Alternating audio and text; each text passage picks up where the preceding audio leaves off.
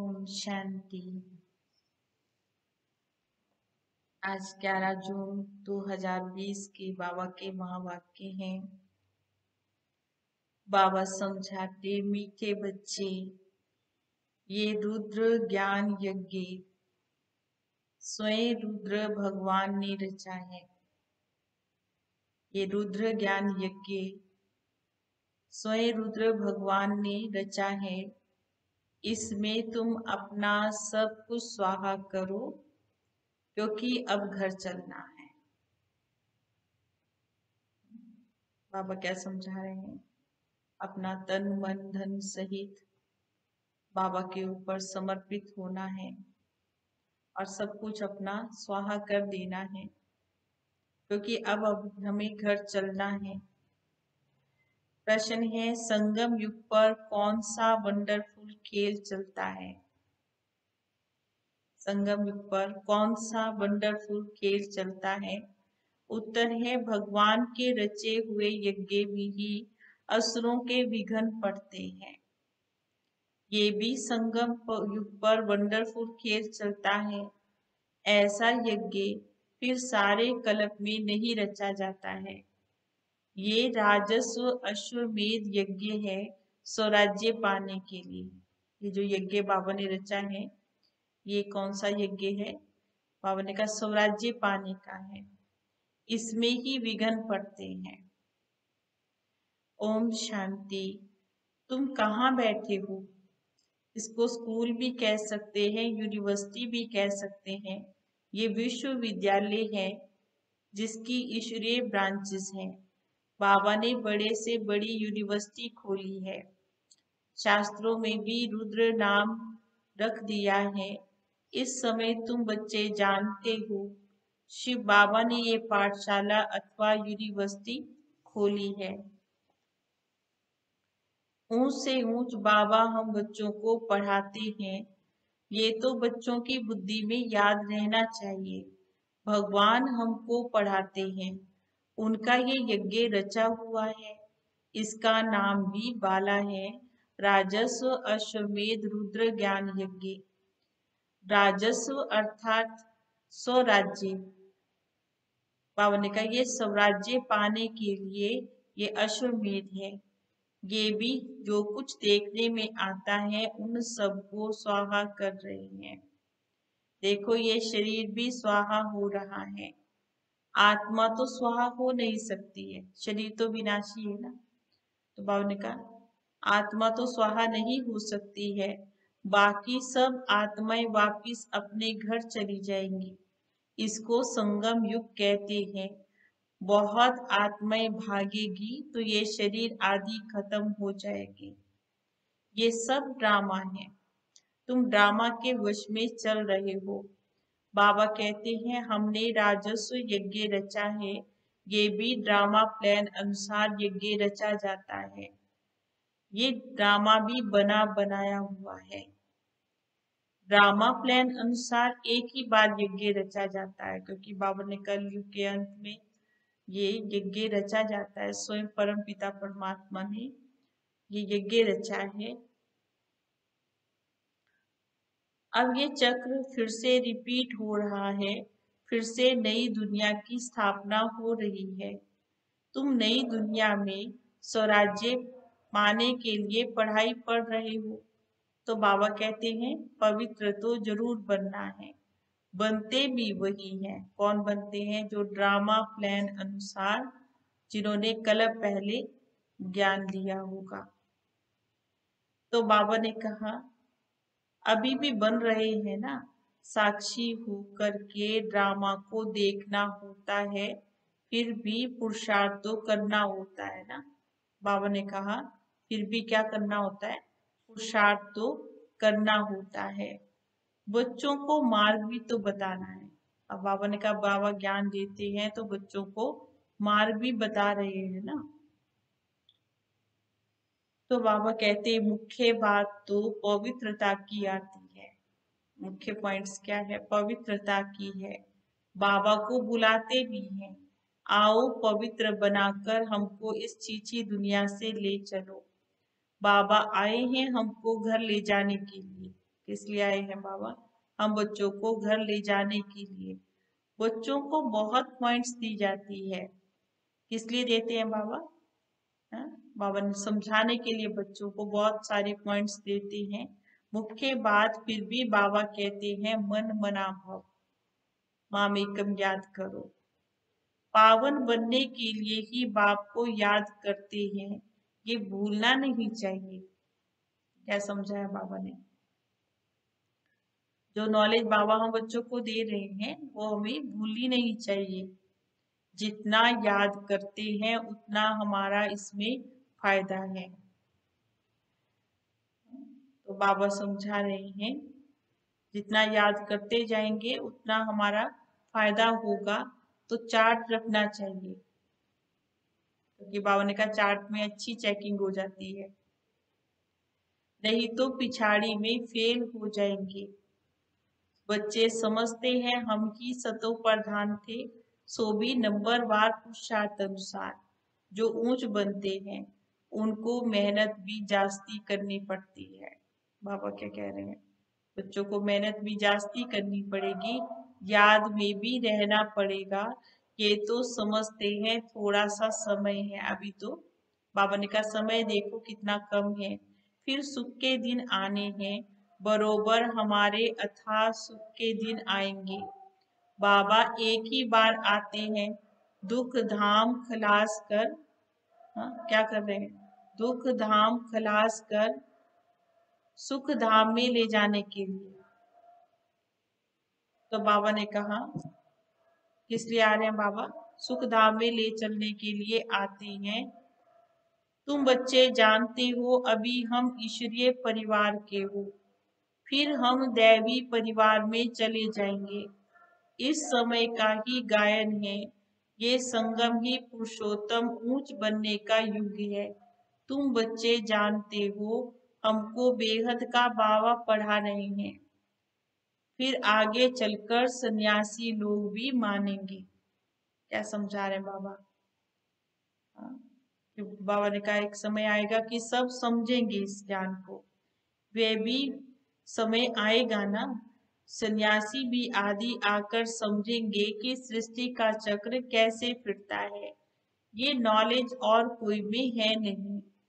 ये भी बच्चे जानते हैं पवित्रता पर कितने विघ्न पड़ते हैं, अबलाओं पर भी अत्याचार होते हैं ना।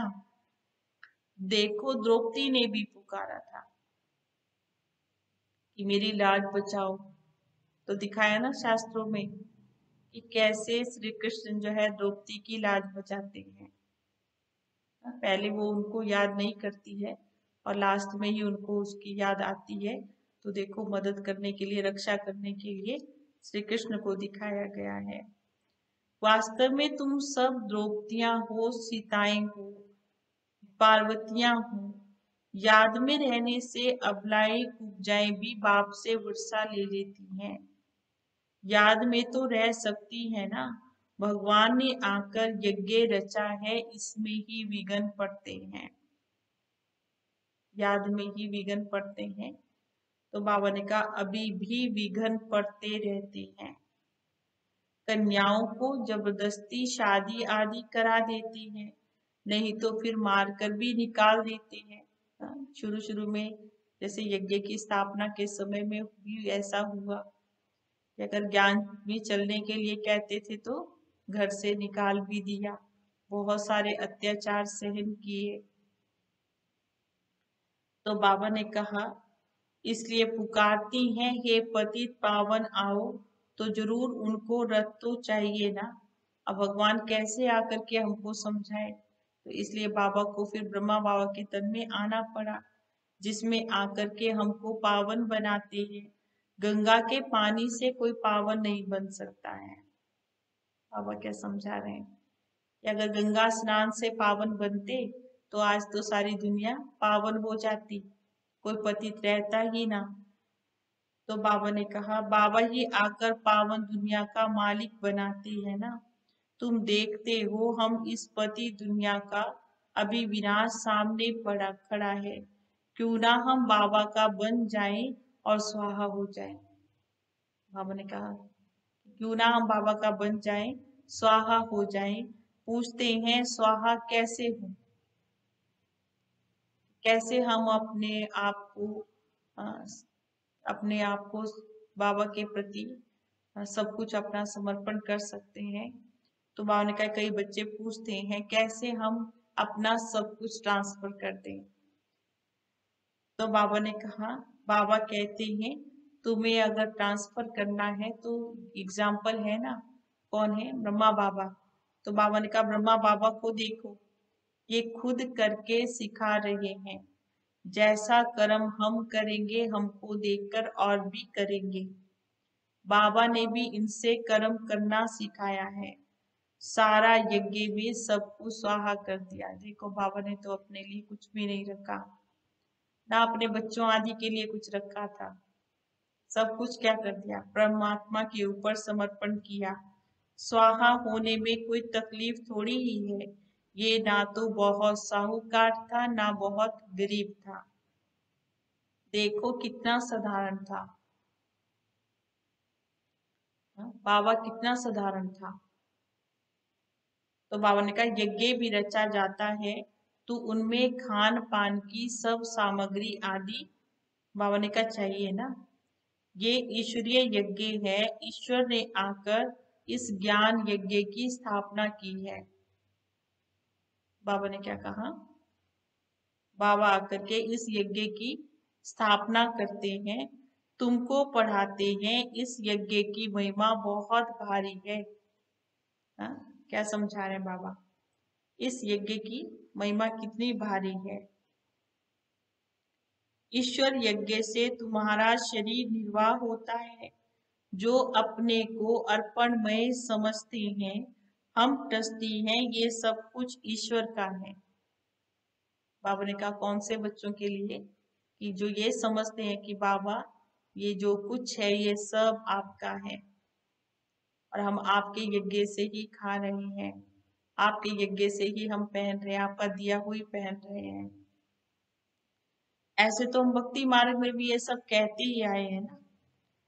तो बाबा ने कहा हम शिव बाबा के यज्ञ से ही भोजन खाते हैं, ये भी तो समझ की बात है ना। यहाँ तो नहीं आकर सबको बैठना है। बाबा ने कहा ये थोड़ी कि मधुवन में आएंगे तो हम यज्ञ में हैं। बाबा ने कहा जहां भी आप रहते हैं तो ये समझते हैं अगर कि हम भगवान के भंडारे से खा रहे हैं, उनका दिया ही हुआ खा रहे हैं और भगवान का ही सब कुछ है, अपने आप को ट्रस्टी समझते हैं। तो बाबा ने कहा जहां भी रहते हो तो वो भी कैसे है, जैसे कि बाबा ने कहा बाबा के यज्ञ में ही बैठे हैं। इनका सैंपल देखो, ब्रह्मा बाबा का सैंपल देखो, कैसे सब कुछ स्वाहा कर दिया। बाबा कहते जैसे ये कर्म करता है इनको देखकर औरों को भी आया। इनका सैंपल तो देखा कैसे कैसे सब कुछ स्वाहा किया है। बाबा कहते जैसे ये कर्म करता है इनको देखकर औरों को भी आ गया। फिर क्या हुआ? औरों को भी ये आया, बहुत ही स्वाहा हो गए। जो जो हुए वे अपना वर्षा लेते हैं। बाबा क्या कहते? जो जो आए हुए वे अपना वर्षा लेते हैं। बुद्धि से भी ये समझा जाता है आत्मा तो चली जाएगी, बाकी सब शरीर नष्ट हो जाएंगे। बाबा क्या कह रहे हैं? बाकी ये सब शरीर आदि तो नष्ट हो जाएंगे, असली कमाई तो क्या होगी? जो हमने अभी की है वो हमारे साथ में जाएगी। ये बेखद का यज्ञ है, इसमें सब कुछ स्वाहा होंगे। तुम बच्चों को ये समझाया जाता है कैसे बुद्धि से स्वाहा होकर नष्टो मोहा बन जाओ। ये भी जानते हैं ये सारी सामग्री खाक हो जाएगी।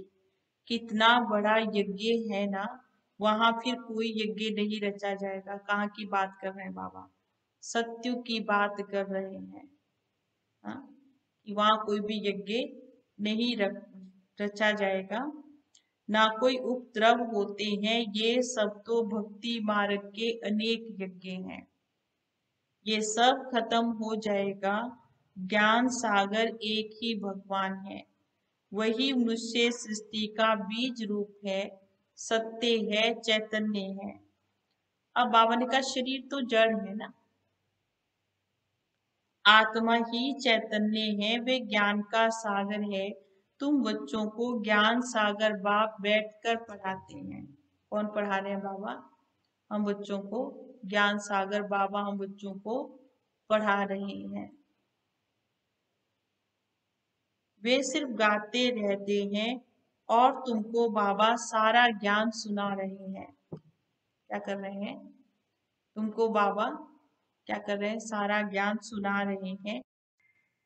ज्ञान तो बहुत कोई है नहीं, वर्ल्ड का चक्र कैसे फिरता रहता है ये भी समझाना है। बाबा ने क्या कहा? कैसे ये वर्ल्ड का ड्रामा, ये कैसे चक्र घूमता रहता है, ये भी समझना है और समझाना है। यहाँ बाप तुमको खुद पढ़ा रहे हैं, कहते भी हैं मैं साधारण तन में प्रवेश करता हूँ। भागीरथ भी मशहूर है ना, जरूर मनुष्य ही होगा जिसमें बाबा आया है। उनका एक ही नाम गाया है, शिव, और सबके नाम तो बदलते रहते हैं। इनका नाम तो कभी भी नहीं बदलता है, बाबा का नाम कभी नहीं बदलता है। बाकी भक्ति में अनेक नाम रख दिए हैं, यहाँ तो है ही शिव बाबा ना। शिव कल्याणकारी कहा जाता है, भगवान ही आकर के नई दुनिया को स्वर्ग बनाते हैं। तो कल्याणकारी ठहरी ना, फिर बाबा को कल्याणकारी ही कहेंगे। तुम जानते हो भारत में ही स्वर्ग था, अभी तो नरक है। फिर स्वर्ग जरूर होगा। इनको कहा जाता है पुरुषोत्तम संगम युग, जबकि बाबा खवैया वन तुमको इस पार से उस पार में ले जाती हैं। ये पुरानी दुख की दुनिया है, फिर जरूर नई दुनिया होगी। सो भी ड्रामा अनुसार ना, जिसके लिए तुम अभी पुरुषार्थ कर रहे हो। बाबा की याद ही घड़ी घड़ी भूल जाते हैं। बाबा ने कहा बाबा की याद भी क्या हो जाती है? घड़ी घड़ी भूल जाते हैं। इसमें मेहनत है, बाकी तुमसे जो भी कर्म हुए हैं उनकी सजा कर्म भोग के रूप में भोगनी पड़ती है। कर्म भोग अंत तक भोगना ही है। बाबा ने कहा ये जो भी कर्म भोग है वो अंत तक तो भोगना ही है, इसमें माफी नहीं मिल सकती है।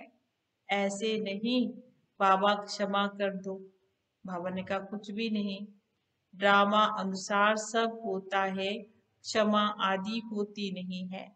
ये भी हिसाब किताब चुकतू करना है, तमो प्रधान से सतो प्रधान बनना है। इसके लिए ही हमको श्रीमत मिल रही है।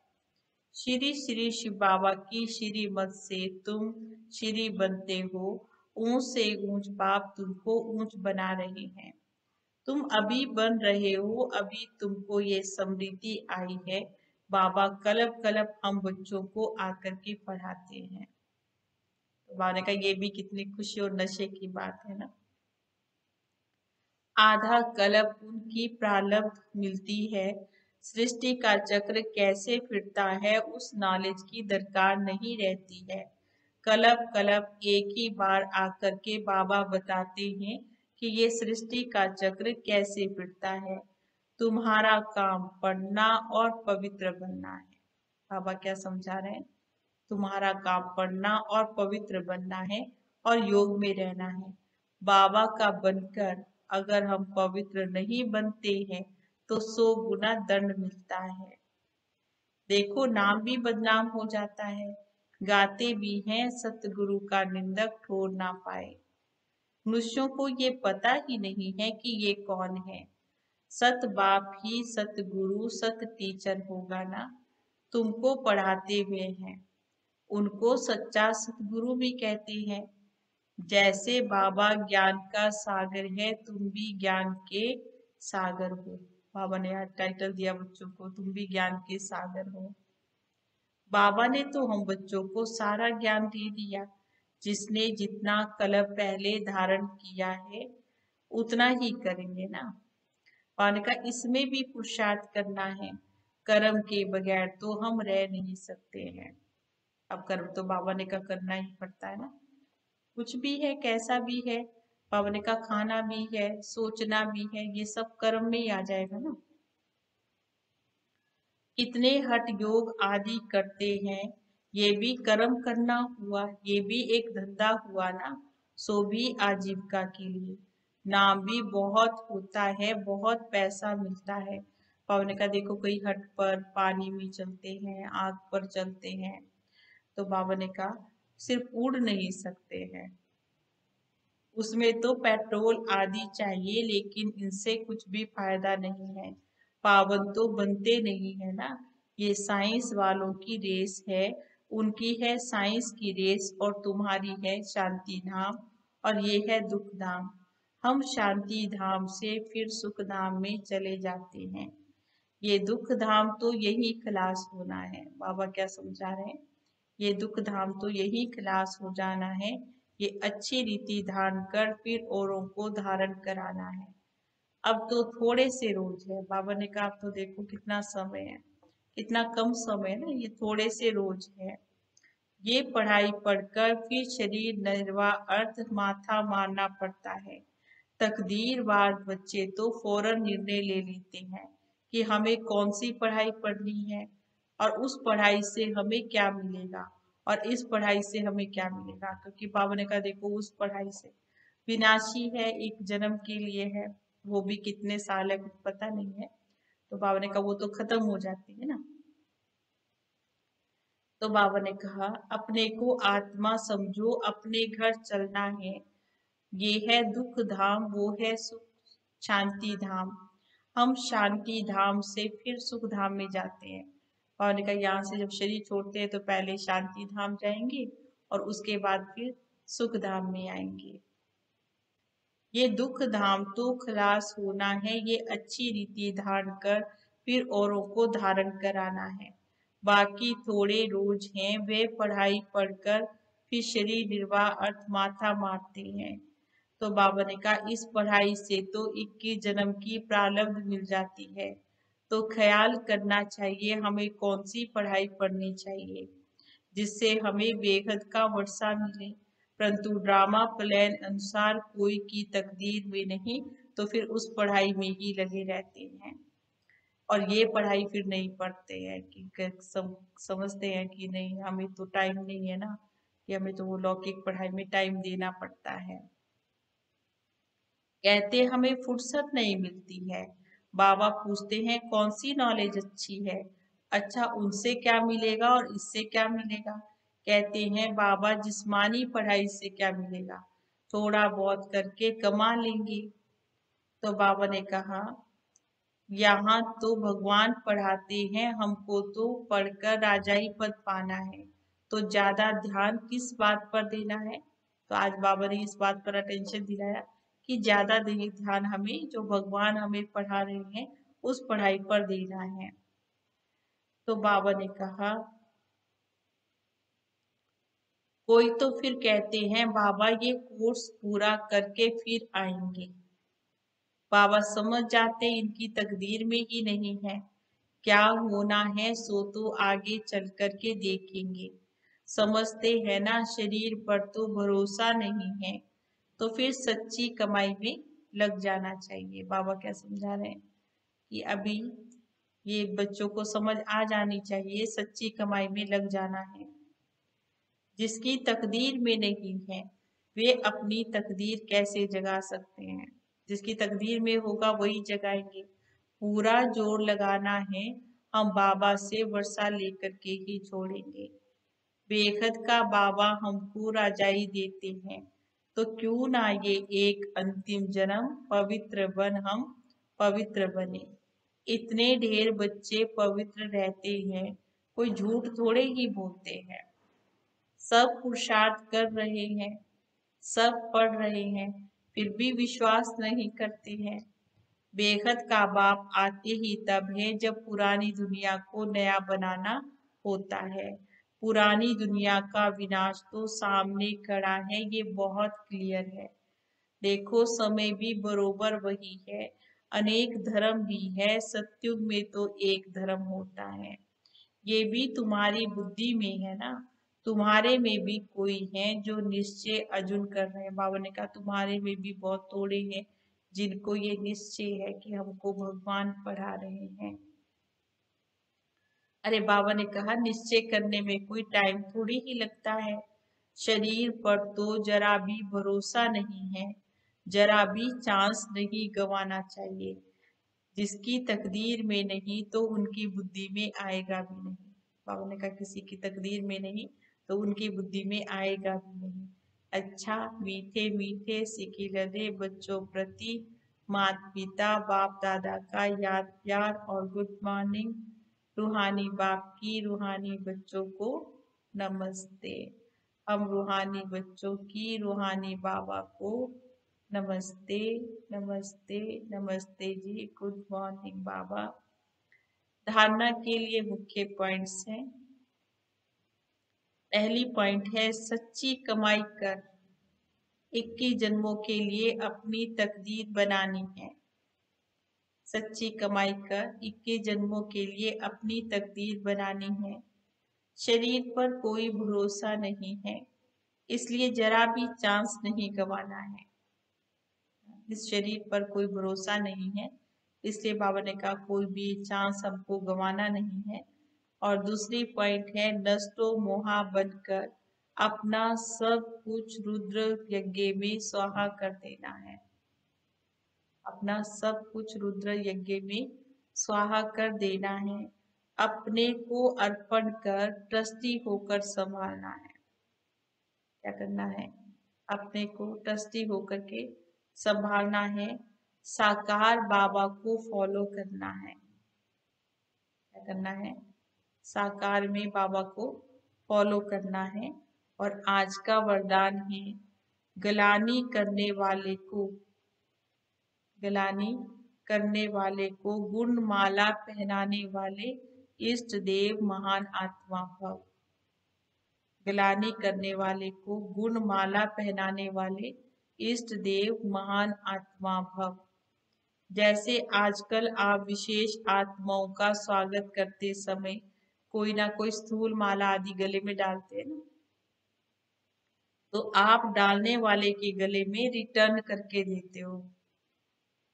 ऐसे गिलानी करने वाले को आप गुण माला पहनाओ तो स्वतः ही वह आपको गुण माला रिटर्न करेगा। जैसे वेलकम करते ना, तो हम माला पहनाएंगे, वो भी हमें रिटर्न में क्या कर देता है, वो माला दे देता है। तो ऐसे बाबा ने कहा, जो आपकी गिलानी करता है उसको आप गुण माला पहनाओ, तो क्या करेगा, वो भी आपको रिटर्न में वही माला पहनाएंगे, गुणों की माला। अर्थात जन्म जन्म के लिए भक्त निश्चित कर देना, ये देना अनेक बार लेना हो जाता है। यही विशेषता इष्ट देव महान आत्मा बना देगी। स्लोगन है, अपनी मनसा वृत्ति सदा अच्छी पावरफुल बनाओ तो खराब भी अच्छा हो जाएगा। अपनी मनसा वृत्ति सदा अच्छी पावरफुल बनाओ तो खराब भी अच्छा हो जाएगा। ओम शांति।